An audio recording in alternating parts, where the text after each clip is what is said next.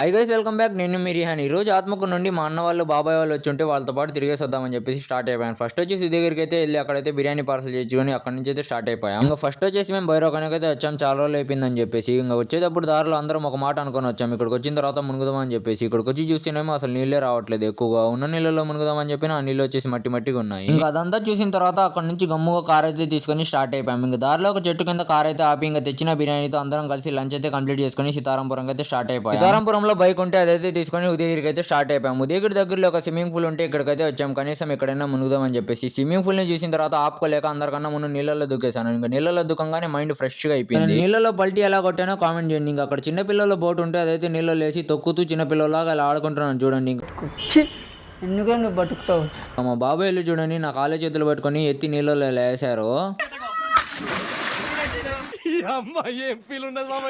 ఇంకా మీ బాబాయ్లతో అన్న వాళ్ళతో ఎప్పుడైనా ఇలా ఎంజాయ్ చేశారో లేదో కామెంట్ చేయండి. ఇంకా వీడియో చూస్తూ అలా గమ్ముకుండకుండా మీ లక్కీ హ్యాండ్తో ఫాలో లైక్ అండ్ సబ్స్క్రైబ్ చేసుకొని వెళ్ళొచ్చుగా. నెక్స్ట్ వీడియోలో కలుసుకుందాం. బాయ్.